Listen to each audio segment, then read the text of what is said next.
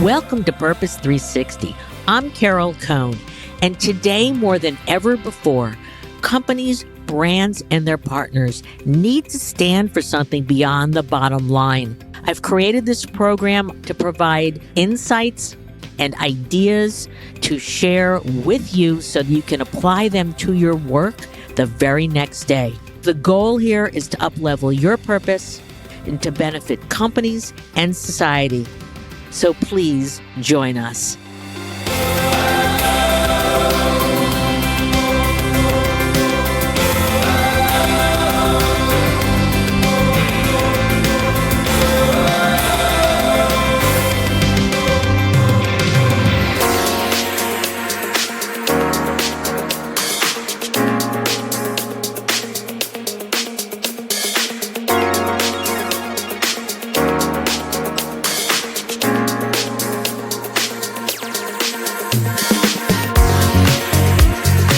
Today, we're going to do something really, really different.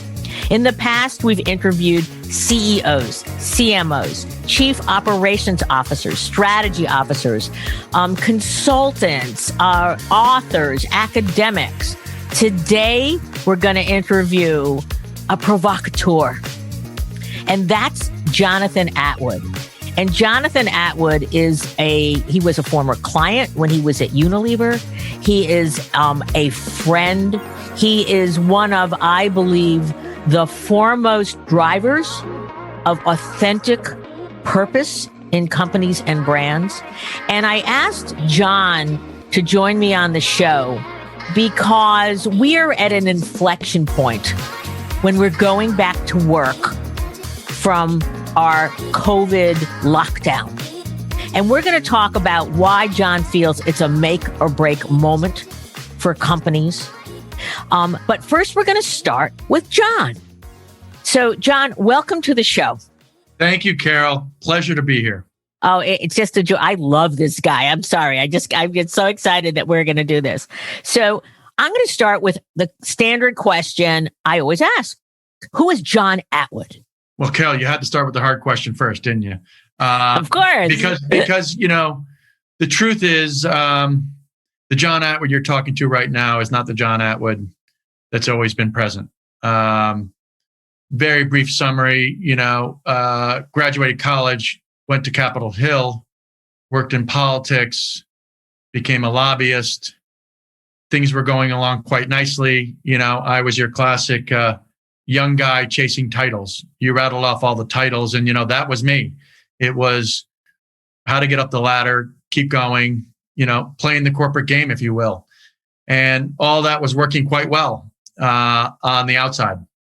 And on the inside, other things were happening, and if I'm being blunt, and I always am, you are, I was living quite the life of self-centered to the extreme. It was about me and not you. And all that changed one fateful Monday night in 1999. I was arrested for drunk driving, and I went to jail. And I was in jail 2:00 in the morning, Greenwich, Connecticut, and the police officer said, "You can leave now on bail. You have enough money in your wallet." And I said, "No, I think I'll stay." And I don't honestly know how those words came out of my mouth. I don't know what was going on, but I said, "No, I think I'll stay." And I spent the next 5 hours having that internal conversation about, what's your next move, big man? Is your next move to leave the jail and keep doing what you're doing? Or is this the moment you're going to do something different? And I decided on the latter. And I walked back to my office that Tuesday morning, wearing the same outfit I had worn to work the day before. I walked into my boss's office and I said, "I have an alcohol problem and I need help." And he turned to me and said, "What are you going to do about it?" And I said, "Whatever it takes."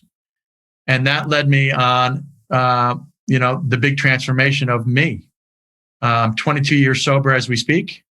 And more importantly, it became not about me, but about we. It became about who am I going to truly be for the rest of my life? Am I going to continue to be that person chasing titles and doing the game? Or am I going to do a different game, which is playing for what I would call is kind of the collective good, if you will. And so 13 years or so went by until I took a program on discovering my personal purpose at Unilever. Unilever put all the vice presidents through a program. And it was very intense, and it was a week long. And honestly, Carol, 13 years after the event, I'm 13 years sober at that point, I started telling the old story until someone that was facilitating the program said, Jonathan, that's not really what's going on, is it? And I said, no. Why don't you tell all of us what the real story is? And it was at that moment that I discovered my personal purpose, which was about giving a voice to those who don't have one. And it's led me to this life of, shortly after getting my personal purpose in Singapore during that program, I came back to Unilever North America in Englewood Cliffs, New Jersey, and we were talking about bringing all the employees to a similar workshop. And we were all sitting around a table, and I don't know what came out of my mouth, but it did. I told the CEO that I would tell my story on the stage at the town hall with all employees. And I told that story about being in jail on stage and what it meant for me and what it made me think about and how it changed my life and how, I was trying to then, live very authentically. I'll tell you who I am with no reservation. And the most amazing thing happened, Carol. The most amazing thing was that after I told my story, hundreds of employees over the next 2 years asked for 15 minutes with me. And what they did was they came into my office, and they usually started with, I have a friend, and they would tell me a story. And by the end, I'd say, why are you telling me this story? And I don't think it's your friend. I think it's you. And they'd say, how did you know that? And I said, well, you figure out who you're dealing with here. I was that guy. I was the guy not telling the real story. And they would say, because you told it. Simply because you told your story on stage and you had the courage to do that, I'm in your office right now telling you my story. And that's what I think it's all about. That's what I really think is going on in corporations, is particularly in corporations, but I think it could be in nonprofits or any other organization. And that is, people are looking for safe spaces to be heard, right? And, that started me on this journey, and I've refined my purpose. The words, my purpose has always been the same, but my words are a little bit different now. And now it's a lot about helping people to navigate both the descent and the ascent of the climb, right? It's a biking metaphor, but I can go into that dark place and hear your dark story, but I'm also now well equipped to talk about how did I get out of there? This is a significant unlock personally for you. And then you, in our side conversations, are talking about companies. And that if companies can embrace an authentic way to unlock the true energy, the true potential. They're always saying, "Oh yeah, we want to unlock the potential. Come here, join us, etc." But you talk to me a lot about it's a patina. It's not really deep. So here's what I'd love to do, because I want to talk a little bit about your time at Unilever before we get to the back to work paradigm and tipping point we're at. So just tell me, why is getting to this unlock so important for companies? I think we get a sense for you. It's really allowed you to be who you are. But why is that important for companies today? To me, the most important thing, the backdrop that I was confronting was I was always being presented with the employee engagement survey scores. And it would tell a story, always anonymous, about, the health of the organization. And yet I was always sitting there thinking to myself, that's not really what's happening here. If you're truly in dialogue with your employees, there's a different story going on. There's different hopes and fears and dreams going on. They want to have their voice heard. Why is it only certain people get their stories told? Why is it only certain people talking all the time?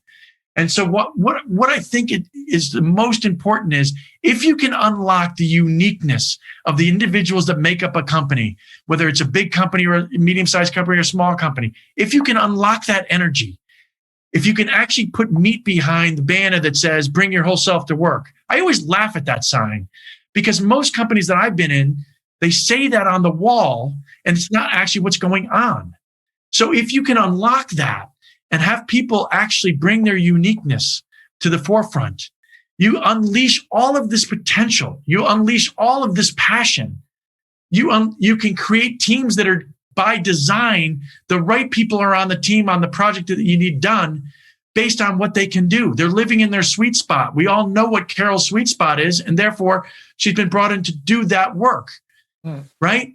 To me, it's about unlocking the truth of who makes up the company. Unlocking the truth. That's a great line. Unlocking the truth who makes up the company. Right. And companies are they're just a collection of individuals.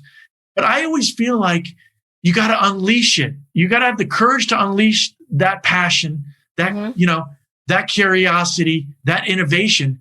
You got to unleash it to get the maximum value out of it. That's fabulous. So we're going to get to more of the return to work in the second part of this conversation. I know Unilever and your role at Unilever. You were vice president of communications for North America, as well as head of sustainability. And then you went on, I know, to do global supply chain. Right. Talk a little bit about, just people need to know that you were at Kraft in Asia. So just talk about your resume so people know your roles. And then I want you to get into Unilever, because this whole point about how did you have the courage to do what you were doing there? Yeah, my resume kind of, I would say that I was a corporate affairs professional for the first part of my career, including Kraft, government relations, communications. I wasn't in the sustainability space at Kraft until the end, and then I got very involved in commodity sustainability, particularly cocoa and coffee. And then I went to work on a consulting project related to an issue in Africa related to child labor, worst forms of child labor. So it was, I would say, at some level, crisis management with some government relations around it. I was living in Vermont at the time as a consultant, and I got the call from Unilever. And I was confronted with the narrative of 4 CEOs in 3 years, a business that was not performing, a culture and morale at the company that was not where it needed to be. And I was the new guy. I was brought in to kind of change things up. And, I brought my purpose to the forefront at the beginning. I needed to create a sustainability framework. It was Uni-Who at that point. It was, right. Unilever was a house of brands, but Unilever was not on the pack, was not on the ads. So it was a collection of brands, but they weren't connected to anything. And so one of my roles was, to start to put a little bit of context around, changing the Uni-Who to Unilever. One of them was around creating a sustainability framework. We could have done a lot of things, and we made some very distinct choices about where we would focus our attention, with a heavy emphasis around sustainable agriculture, given the food business that Unilever's in. But I would say that my biggest impact was to begin to talk about purpose, because Unilever has a model around very clear corporate purpose, some very clear brand purposes. And where I thought I could really leverage my skills was to really put some emphasis around this personal purpose. And the conversation about bringing your whole self to work, bring your authentic self to work, enunciate what those things are. And it was my thought at the time that if I could start to unleash that power within Unilever North America, things would happen, brands would grow, brands would be more creative. I created a group called the Hand Raisers, which simply people, it is what it was, exactly as it sounds. I created a group to say, if you're interested in helping on the sustainability journey, show up in room 300 at 2:00. And when I got there, I had no agenda. I just wanted to see who would show up. I thought I might be talking to myself. 300 people showed up. That's fabulous. It was like we went around the room, and what's the agenda? The agenda is introduce yourself and just answer the simple question: why'd you come today? Yeah, it's great. And in the space of an hour of people just telling a little bit about what they were interested in, my goodness, my big revelation was we've never been asked before. We've never been asked before about what we thought. I call it BGO, blinding glimpse of the obvious. We're never asked. And then we created subgroups out of the hand raisers of different topics that people wanted to focus on, whether it was the plastic packaging in the cafeteria to, we want a community garden out in front of the building. And, all of a sudden it wasn't by rank, it wasn't by title, it was by passion. And it unleashed all of this new energy in the organization saying, I matter. My voice is being heard. And, I can meet people this way. I can network this way, but I can also work on something that really matters to the company. And I want to build on mattering, because in your other speeches and when we talk, you always talk about that you want to work on things that are big and things that matter. And can you elaborate upon that? Because obviously Unilever has done big things that matter. So talk a little bit about how does that come about? Because I think you've got so many listeners going, everyone you and I talk to, they want to be Unilever. They want to be like Unilever. But as you know, there's big things and small things. So talk about a little bit, some insights on one, how do you pick big things? Two, how do you find things that matter to really bring an authentic purpose to life? Yeah. So just a little bit of context about what matters. It goes back to a little bit of my personal story. And I was reflecting at one point early on when I was at Unilever. I was traveling 3 weeks of the month. I was doing what typical corporate executives do, running around meetings, working 20 hours a day. And I started having this thought about, my son is at that point 13 years old. 5 years from now, I'll be driving him to college. And he'll ask me, where have you been? Where have you been all this time? And if the answer is, well, I was filling out charts and I was, creating great PowerPoints and I was doing all this stuff, that would be the wrong answer. That wouldn't feel very good. I wanted to be able to create a narrative that I could tell my son that I was a part of a number of collaborations that changed everything, that took on the hard issues, right? It was never Unilever alone. It was always Unilever in collaboration, but it was on issues that were very, very difficult. And so when at Unilever, goal setting is very interesting, particularly in the sustainability space, because it's usually around the logic that says, if you know how to do what you're about to talk, what goal you've just set, if you know how to do that, it's too small. The goal that really makes you both scared and excited at the same time is when purpose shows up and when big things happen. So we were consistently creating goals that were in spaces that other people had not talked about or were on issues of global importance.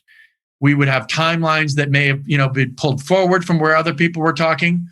And by their very design, they required Unilever to be in collaboration with others.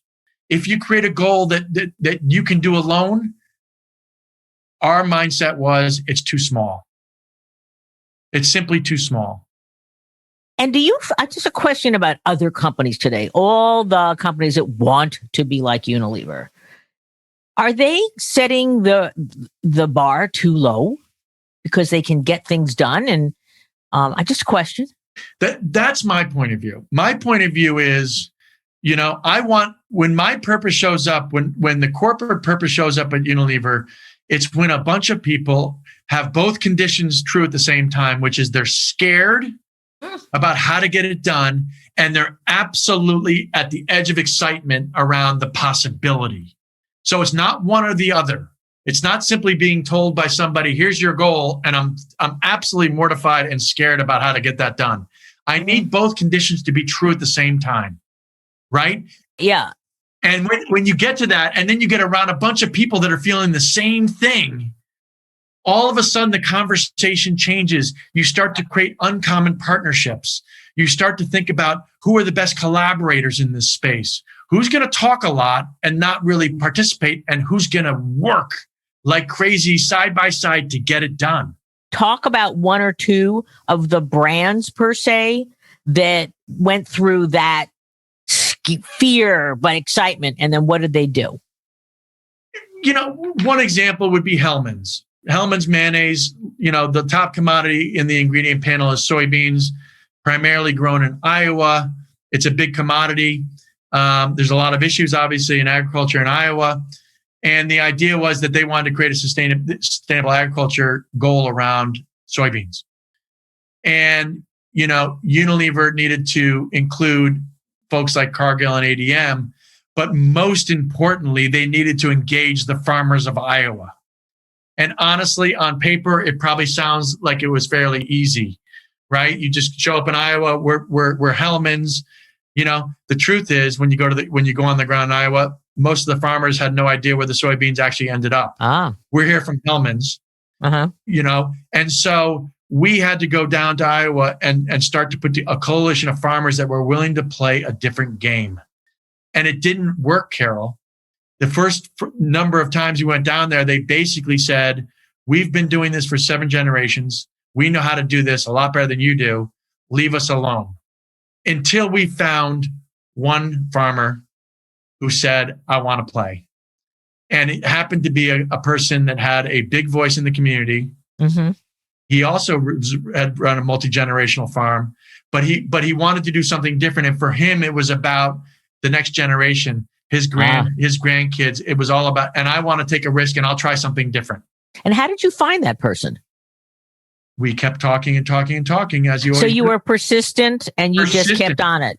Persistent. And then we had to go down and visit. And then we had to sit down and have lunch and dinner with his family, his extended family. I mean, he was testing us as much as we were testing him, and then it was like, are these folks here for, a PR exercise? Or are they here to actually do the work? And we kept going back and we kept going back and we kept going back. And as it always happens in life, right? It's always about trust in a relationship. Mm-hmm. Like, we're going to do what we say we're going to do. We're going to be here through the hard times and the good times. And it's going to be a multi-year program. So who from Unilever was at that kitchen table sharing a meal with that farmer? Was it you and who else? And a few folks from my sustainable agriculture team at the start. And then it was, then it was me back to the brand at Hellmann's. And I did, the discovery was that many of the brand marketers that were doing the marketing around Hellmann's, number one, had never been to Iowa. Number two, weren't quite sure all that much about how soybeans were grown. And so, of course, I then set up a trip for the marketers to go to Iowa. And, you can talk a good game in your office in New Jersey, but let's go down to Iowa. It was a walkabout. I always talk about you have to get out there. And then the third part of that was it's time for the CEO to come down. Really? And so the CEO of Unilever North America and I took a trip down there and we had the same routine. We had the meal with the farmer and his family. We went on top of his silo and looked over his whole farm. We had a conversation about what we were trying to do and why. And it was I think it was during that conversation that we started having a conversation internally around why aren't we featuring these farmers in the Hellmann's ads? Why aren't we letting them have the voice here about, the care that goes into the growing of the soybeans that now make up Hellmann's, right? And 6 months later or so, there was the first farmer in the first ad. So this sounds magical. And this sounds like, oh my God, John's amazing. He's the Pied Piper. Everybody follows him. It was not a straight line. So what happened when you were getting no's internally, whether from management or from the brand team? How did you get around it? Carol, the no's from management, my life feels like it's been largely about no's. It's been more about no's than yeses. Right. And I in my heart, and I didn't pretend to be the person that knew the most about Iowa. I was on a learning journey of my own. But what I did know was that there was a potential here to be, this is the way to differentiate Hellmann's. This was a way to engage the organization in a conversation around Iowa. There were video assets about what happened in Iowa that everybody then felt like they were on the farm themselves, right? So there was an internal piece. I'm relentless. Right? You are relentless. When yes, you hear you my are. voice, when I get into that scared and excited place, and I had a very tight set of goals of what I wanted to accomplish, and I wanted to unlock Iowa, and I had 2 other things that I was working on.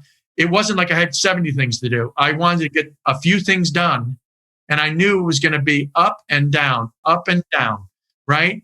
And I just said, it's worth it. I never questioned whether we were on the right journey. It was, who else do we need? Who else do we need in this conversation? What expert do we need to come in and help us here? Right? The big unlock down there for me, Carol, was I had never been in a combine in my life. And I got in a combine and I got to sit in the seat and see what the farmer saw. And I didn't understand that they had all this, it was all computerized. He knew exactly what the moisture content of the soil was. He knew exactly where the seeds were going. All of that. He knew everything. And yet we hadn't tapped into that knowledge. He had logbooks going back 20 years of the farm itself. What years were productive? What years weren't? We started to kind of collaborate here in a way that was like magical. So I was on a learning journey, but I was also trying to also be the communicator back to the organization saying, why is this important? if you think we're going to get results out of this, and you're going to see Hellman's sales go up 15% in the next 2 years, you're not really thinking about what we're thinking about. This is the right thing to do to start with. This is a long-term journey. This is including the farmer in a story that hasn't been included before. And then, then we started to light up the people that were actually making Hellman's in Chicago in the plant, because they didn't know this story. So you start to connect people to, this is what we make, this is how we make it, and this is why it matters. And so your point there was sustainable agriculture. Yep. Yeah. Now, as I recall, wasn't cage-free eggs also part of Hellman's? Yes, it was. And so was that before the sustainable ag, or was it another layer? It was about the same time, as I remember, but a very unique story. I mean, Hellman's made a commitment about cage-free before most companies did, and the internal conversation was, if we go cage-free, there's an upcharge to the eggs. Therefore, it puts us at a financial disadvantage. And the point that we were making was that may be true now, but when we do this right and we really unlock this, the financial benefit will come when we're the leader, when we're out in front. We get the benefit of being out in front. And how difficult was that to sell into the brand team? They're all difficult conversations, right, Carol? I mean, none of these are easy conversations, because you're talking about margin. You're talking about doing things that the way it was different than the way we had been doing things. So it was like, I got to be careful that I don't confuse the marketers and put too many things in front.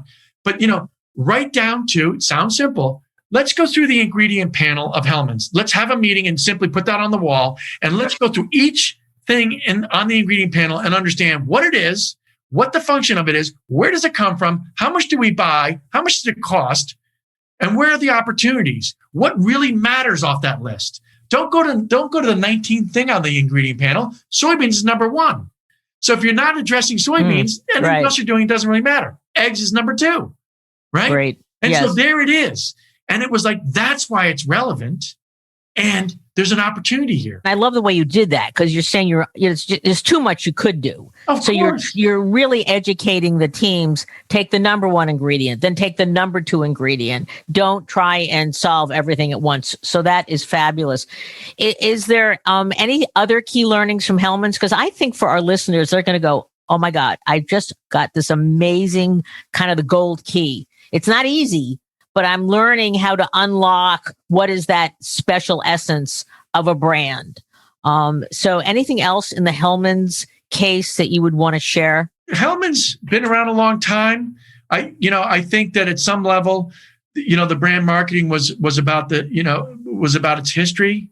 I think that a lot of the work we did around sustainability, led to a conversation around nutrition related to Hellman's. It started to dimensionalize the brand in a way that it had not been dimensionalized. Because you unpacked the various layers and levels, and what went in, especially the hands in the soil, albeit they've got combines and maybe they're not touching the soil as much, but you unlocked it all. It wasn't just a glossy picture. No, and it led to the conversation about who is Richard Hellman and how was this brand created, in New York City. And it led to this whole thing, this whole idea that they want, Hellman's wanted to break the world record for the largest picnic table, the longest picnic table. Right. And they did break it at 321 feet or wherever it was. But the point was, everybody's welcome at our table. Lovely. Right. Yes. And so this idea about look at Hellman's as a brand, look at the consumer, look at the farmer, look at the mother serving it at home with the sandwich, look at the children's reaction to, it starts to dimensionalize it in a different way. And the stories are all authentic. In this crazy world we're in right now, where fast, got to get it done, you took time. You unpacked, you took the team there. They all of a sudden had this huge epiphany of what they were seeing and feeling and hearing. How do you encourage or educate the teams? Because I've got some clients right now that I want the answer tomorrow and they don't want to do the hard work. How do you convince them to do the hard work? I think the hard work is based on the goal itself, right? In other words, when you create transparent goals with clarity as to why they've been created the way they've been created, what difference they'll make, give everybody an idea about how long it will take, give everybody a clear idea about what milestones you're going to hit, right?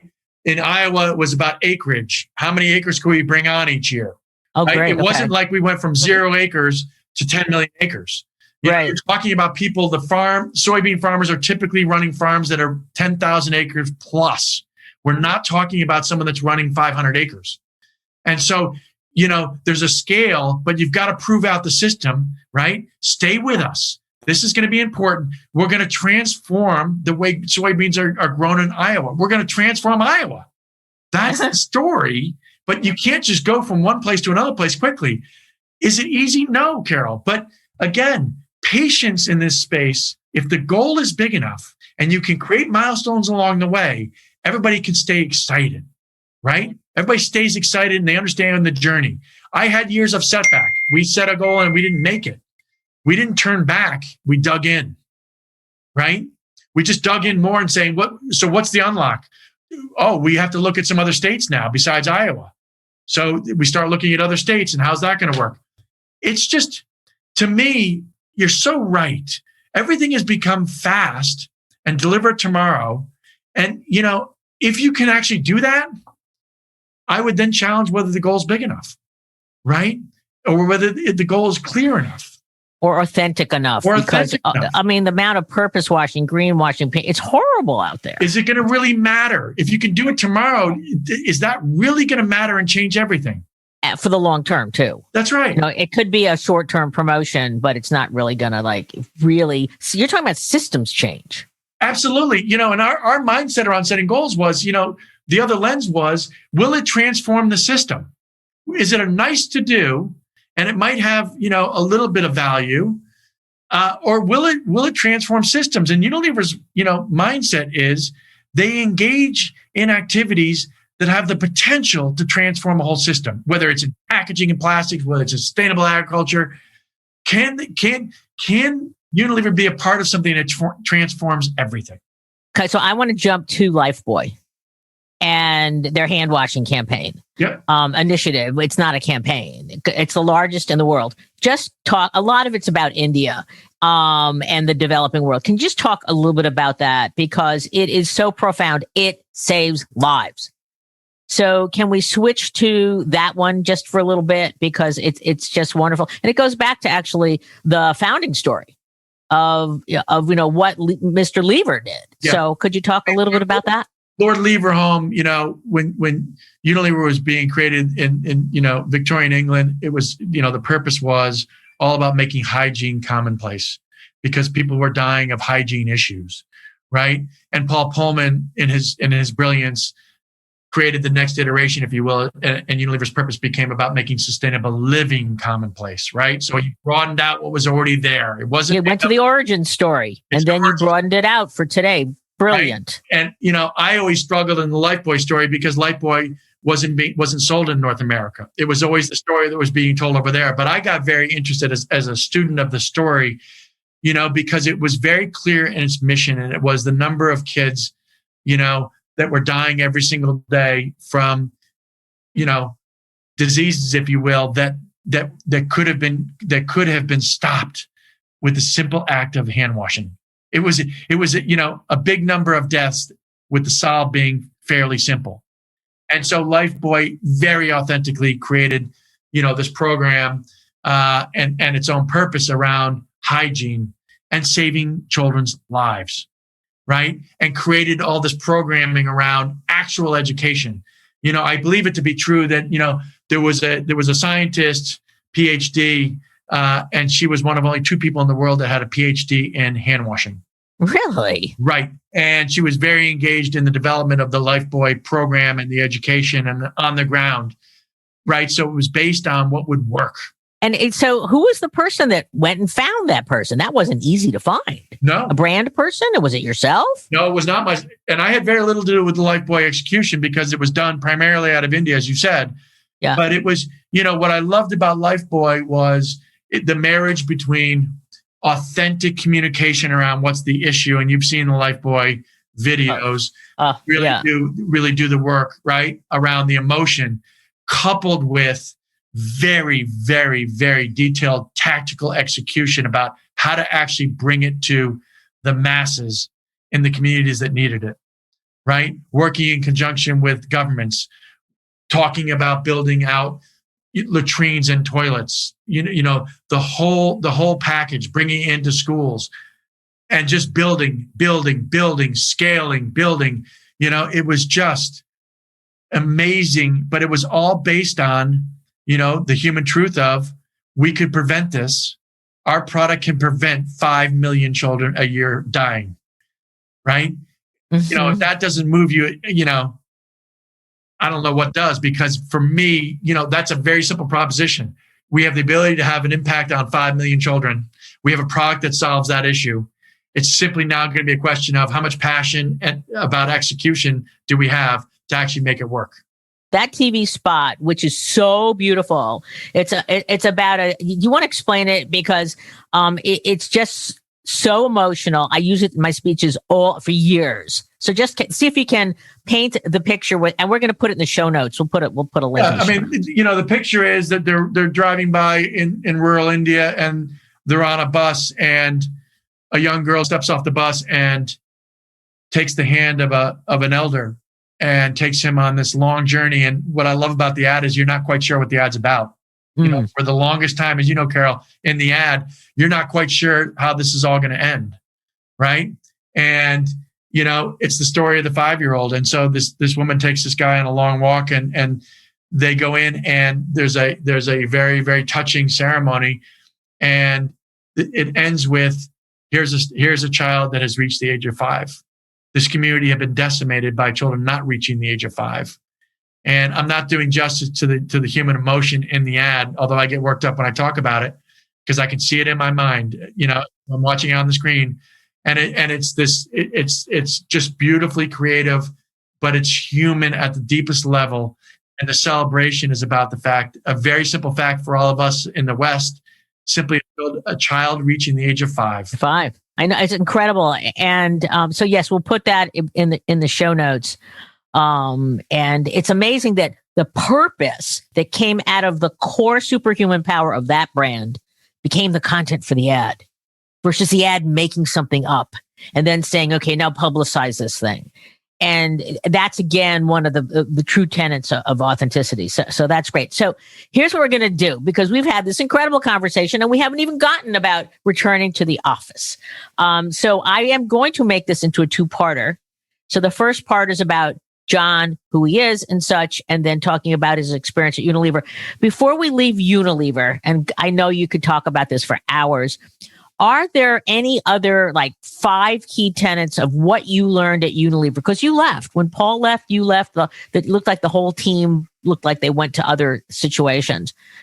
But, everybody wants to know, what are the keys to success that Unilever implemented? So can you share any more before we then talk about going back to the office? I would say, and we've talked about some of them, I would say the goal setting model and mentality is really, really important. Clarity about what will be worked on, why it's important. And, Carol, what often does not get talked about is having a narrative around why you did not choose to do certain things and being clear about that. Right? So we could have done 50 things. We chose 3. What's the narrative around why the other 47 were not chosen? Right? What difference will the 3 goals that you've chosen to do, what difference will they make? Number 2 would be around stakeholder engagement. And Unilever is a big believer at its core about engaging with all stakeholders in a very transparent and open way. The difficult conversations. It doesn't hire consultants to go have difficult conversations with stakeholders. It does it themselves. And the learnings that come out of that, 1, it creates trust. And 2, you learn a lot. You learn a lot about why a certain stakeholder thinks the way they do. They may have the right information and have a good point, which we would have to acknowledge, or they may have the narrative wrong. Okay. It needs to be corrected. Or it might be that the simple outcome of the meeting is, I'm very glad that we heard from each other. Let's continue the conversation. We'll keep you updated on how we're doing. We'll have frequent updates as to where we are on the journey. And, that's important. I think the other thing is the power of we, and everybody talks about it. But when you can truly unlock an organization around a common purpose, everybody understands the purpose, right? They understand what the words mean. They understand how their own personal story relates to that purpose. And and the message comes from leaders, but it comes from others within the organization. It's not simply a cascade process where the leaders talk about it and everybody else follows. Everybody kind of understands at some level, how do they best bring their own purpose into the story related to the Unilever purpose? How do they show up as a human being? Where are their talents being best utilized, right? Knowing that they work for an organization that is open to having all voices heard, truly heard, right? We may not always want to hear exactly what they're saying. I often would have young people who join Unilever say to me quietly, I joined Unilever because of the purpose of the company. I've been here 9 months. And at some level, Jonathan, I think that you're not really doing what you say you're doing. And I'd say, what do you mean? And they say, why are we still using plastic clamshells in the cafeteria? I thought you said we cared about sustainability and the environment. And I'd say, okay, let me put that on a list. It's, when you start to get down into the detail and have the real conversation with employees, the unlocks are all there. They're all there, but lots of people aren't noticing them. Oh. Why? I had the employee that came up to me and said, why is it that when I work late, I'm in finance and I work late, and when I leave the building at 11 o'clock at night, and I had to go back one night to get some paperwork at 1 o'clock in the morning, why are all the lights on? Lights on. I know. And I went and talked to some people and they said, that's just the way it is. And I said, well, that's the wrong answer. That's You're right. The way it is. You're right. Where are the timers? We don't have timers. Okay, then get timers, right? It's when you start to create that environment, what you discover, there's so many things that you can look at that are really kind of no-brainers. And some people will say, well, that doesn't matter, or that costs a lot. The truth is, it doesn't cost a lot. Right. Most of these things don't cost a lot. It's just about, are you aware of them? Right. And are you passionate enough to fix them? And it's signals. It's a big signal. Of course. Now, here's what we're going to do. I'm going to take the 1, 2, 3 because you're beginning to shift to back to office. So let's get into that if we can. I know everyone would like to know the 10 things about Unilever. We'll do that another time. We'll do that in a book. But let's talk about back to office. And we're giving counsel to our clients. We're reading a lot. And the first thing I was told was, don't call it back to work, because we've been working really hard during the pandemic from our homes. And so the first thing, we're going to talk back to office. And so you have a very, very specific point of view about why this is a critical inflection point. And then we're going to talk about unlocking what could happen and should happen. So why is this so critical, getting back to the office and doing it right? And again, this is my point of view based on just a series of conversations that I have with people in different organizations, different industries, different organizations, different size of organizations, but there are a number of themes that start to emerge. So for me, as painful as COVID has been for many of us, it is also, to me, the great revealer. When one thinks about the fact that for many employees around the world, they've been away from the office for 14 or 15 months. They have been in consultation with their families. They have been in consultation with their colleagues. They have been doing all of their team calls on Zoom or whatever technology. They have talked to other people in other companies, right? They have had a moment of reflection that we may never see again, right? They are having deep thoughts about whether they are prepared to go back and do the same thing at the company that they work for. Are they prepared to make the same commute, right? They've started to think about their future. They've had a different relationship emerge with their kids, right? What I'm describing is, I think that there is a depth of what's happened for employees that needs to be celebrated, understood. I think that a new dialogue needs to emerge where, companies that have employees, reconnect and reemerge, if you will, not using back to work, but just using different words. I think it's really, really incumbent upon companies to be sure that those voices, those stories, that pain, if there has been joy, those stories are heard and cherished as a way of, demonstrating empathy, demonstrating, being open to that dialogue,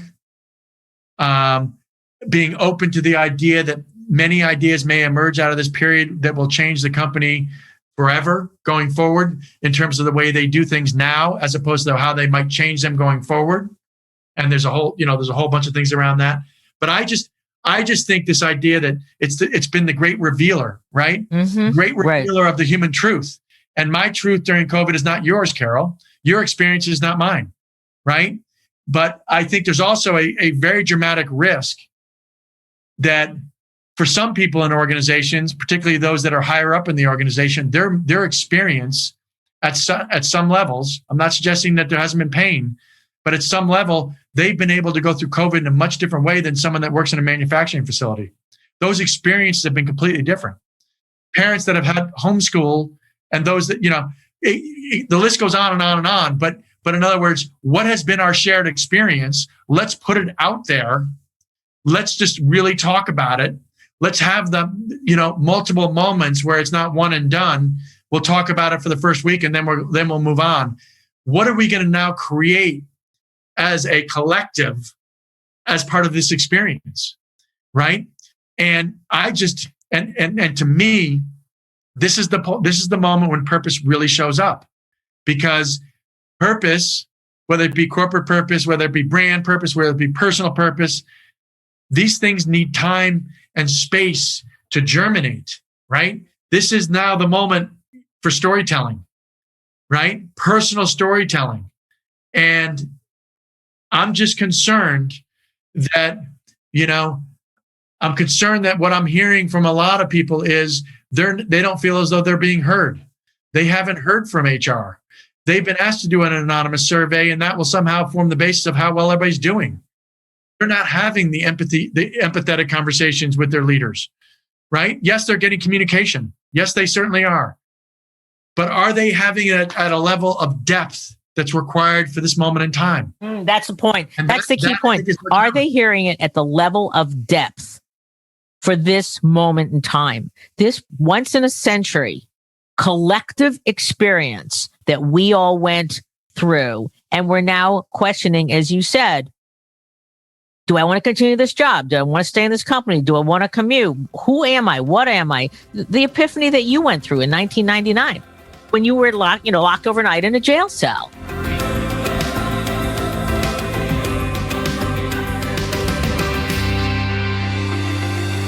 This has been such a great conversation with my friend Jonathan Atwood.